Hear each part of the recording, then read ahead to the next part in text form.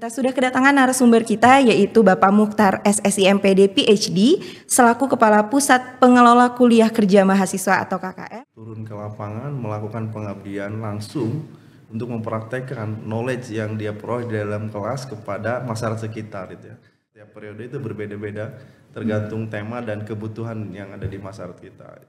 Sebagian mahasiswa di semester depan mereka ingin tenang, ingin tidak ada aktivitas KKM lagi. Di mana KKM tematik itu mempunyai tema-tema lagi. Yang pertama temanya adalah kemitraan, kebencanaan dan kesehatan. Dan kalau untuk FKIP yaitu pendidikan karakter, bagaimana cara pendidikan yang bermakna gitu ya, yang berlingkup, pendidikan yang menyenangkan.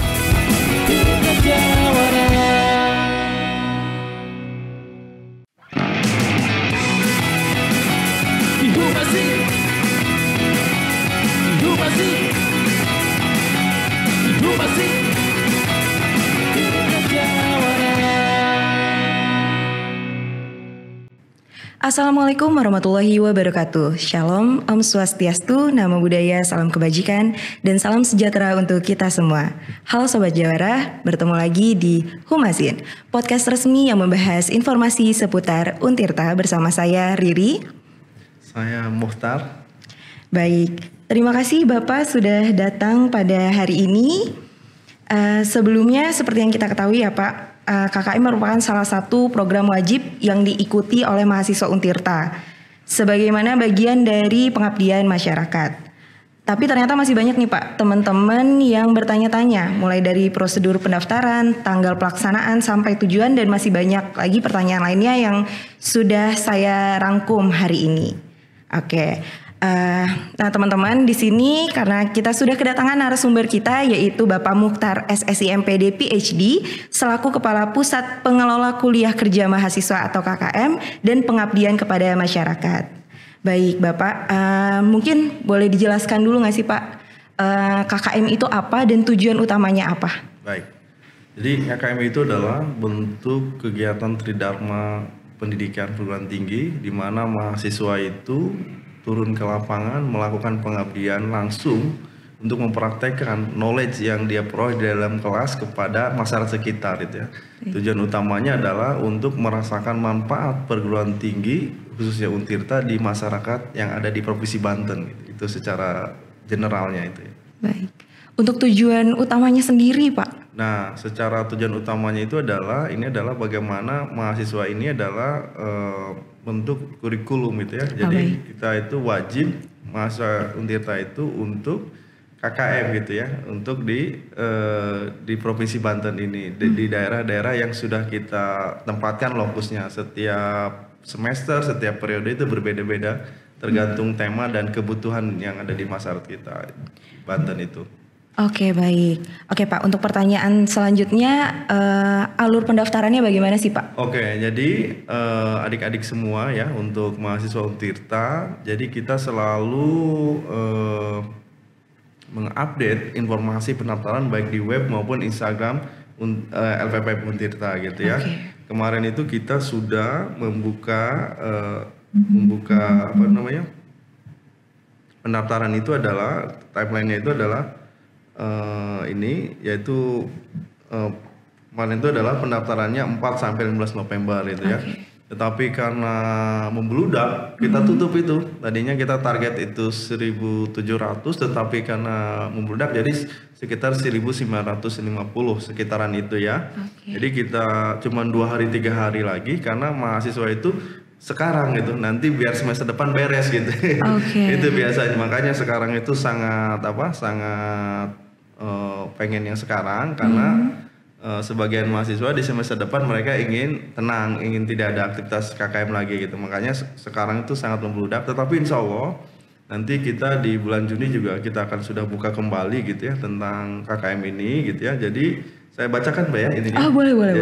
Jadi nanti pendaftaran KKM itu 4 sampai 15 November tahun 2024, tetapi karena daya tampung kita cuma 1.900-an, jadi kita udah tutup tuh 3 hari 4 hari itu ya karena sudah penuh. Kemudian nanti kita pengumuman peserta DPL-nya itu sekitar tanggal 3 Desember baru kita umumkan gitu ya. Sekitar hari Senin ya itu ya, 3 itu.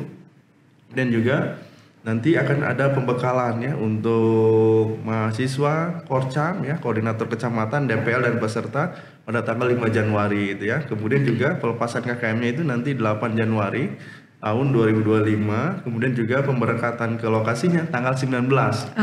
Gitu ya. Jadi kita akan pelepasan tanggal 8 Januari, baru nanti ke lokasinya itu pemberangkatan itu 9 Januari gitu ya. Kemudian nanti ada penerimaan peserta di kecamatan masing-masing oleh DPL, diantar oleh DPL dan Korcam pada tanggal 9 Januari itu. Jadi sekalian kita ke sana dan koordinasi dengan tingkat kecamatan, dengan kepala desanya gitu tanggal 9 Januari itu. Kemudian juga kita nanti akan melaksanakan prokernya, mahasiswa itu melakukan program kerjanya itu pada 9 Januari sampai 10 Februari ya. Di mana nanti monitoring oleh LPPM gitu ya, nanti tanggal 26 sampai 3 Februari gitu ya. Kemudian juga lokakarya hasil KKM di tingkat kecamatan itu 10 Februari gitu ya. 10 Februari dan sekaligus penarikan. Penarikan dari desa tersebut, dari kecamatan tersebut kita tarik oleh DPL dan Korcamnya. Jadi kita pamit dan kita juga mempresentasikan apa yang kita telah lakukan itu ya, apa yang kita kerjakan untuk di desa tersebut itu ya. Kemudian juga sekarang itu ada 4 kabupaten. Yang pertama adalah Kabupaten Lebak, Pandeglang, Serang dan Tangerang itu ya. Di mana dan juga ada KKM bilateral ya. Kemarin teman-teman sudah mendaftar itu 50 mahasiswa, kemudian kita seleksi menjadi 4. Nanti yang 40 ya. Jadi 10 orang yang akan kita kirim kemana, ke Lampung gitu ya. Ke Lampung. Nah, 40 lagi nanti akan kita ke KKM tematik gitu. Kita seleksi lagi, nanti kita antarkan dan kita jemput kembali gitu ya.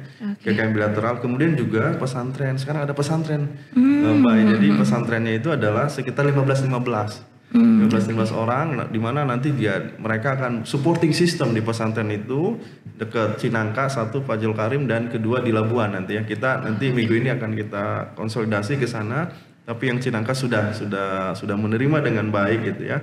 Jadi insya Allah jadi sekitar 120 lokus gitu ya.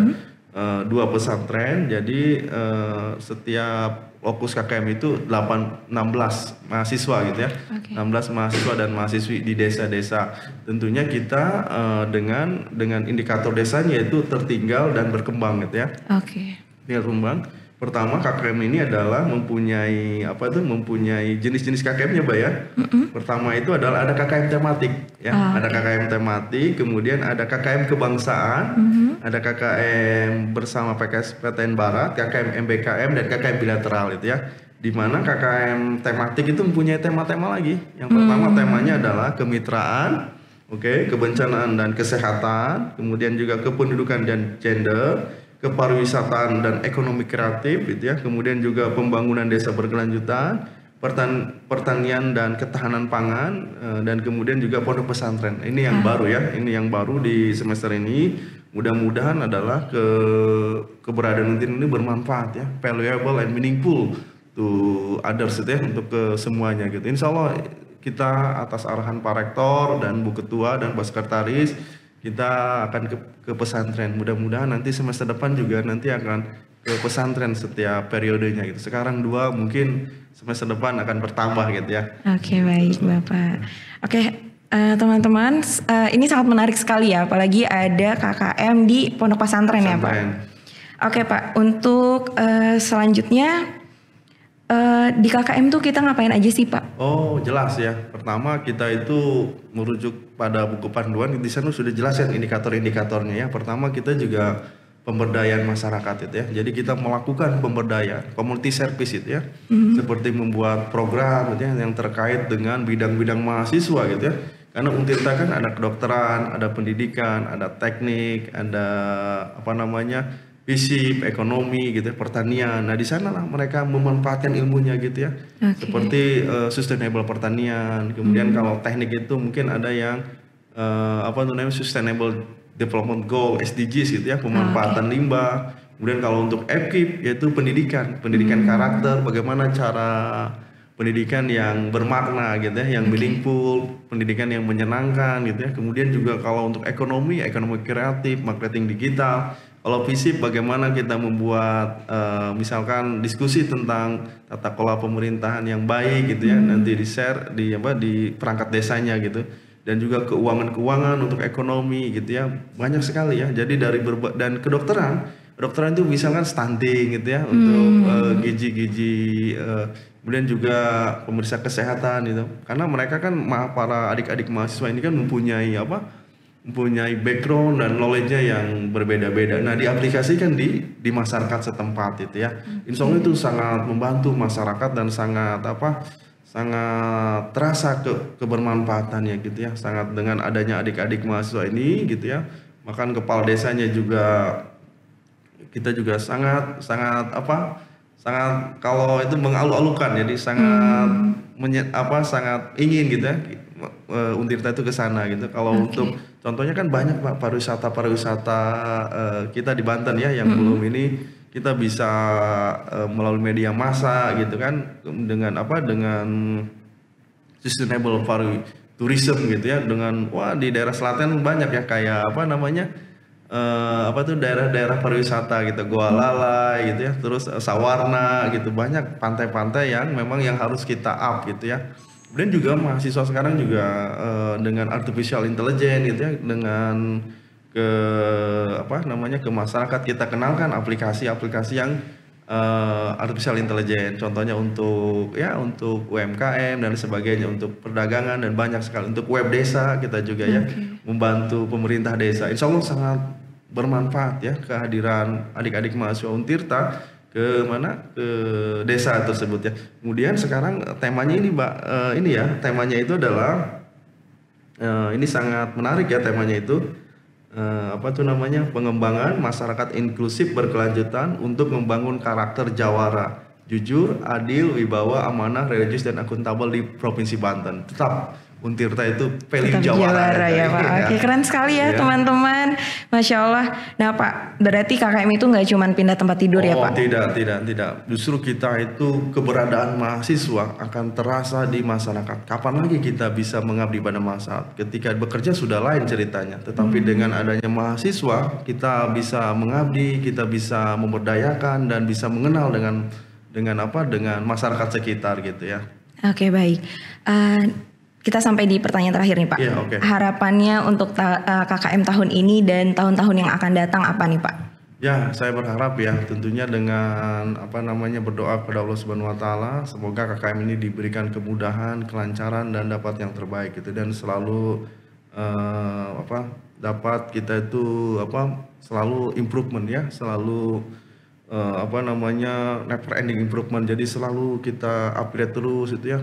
Mungkin selalu ada peningkatan terus ya dari segi kualitas dan kuantitas itu ya. Jadi saya harapkan bahwa KKM Untirta ke depan itu mempunyai makna gitu ya. Dan mungkin saya juga ya, mungkin ke depan itu kita akan integrasikan dengan teknologi digital ya. Tapi insya Allah mungkin kita juga sedang merancang sistemnya gitu ya. Saya pengen sekali ya ada aplikasinya gitu ya ke depan itu gitu ya. Untuk lebih memudahkan mahasiswa bisa real time gitu ya, dimanapun dan kapanpun gitu ya. Insya Allah kita juga Untirta juga harus siap ya dengan teknologi digital ini gitu ya. Itu Insya Allah, jadi mudah-mudahan lancar ya. Ya, amin. Baik Pak, ini kita sudah sampai di penghujung episode podcast kali ini. Terima kasih banyak Bapak atas waktunya, atas penjelasannya. Semoga apa yang sudah disampaikan tadi dapat menjawab semua pertanyaan dan memberikan gambaran yang jelas bagi Sobat Jawara. Jangan lupa dicatat hal-hal penting, apalagi yang terpenting tentang tanggal dan poin penting yang tadi sudah Pak Mukhtar sampaikan. Oke, nah Sobat Jawara, demikian episode podcast di Humasin kali ini. Sampai jumpa di episode berikutnya. Wassalamualaikum warahmatullahi wabarakatuh.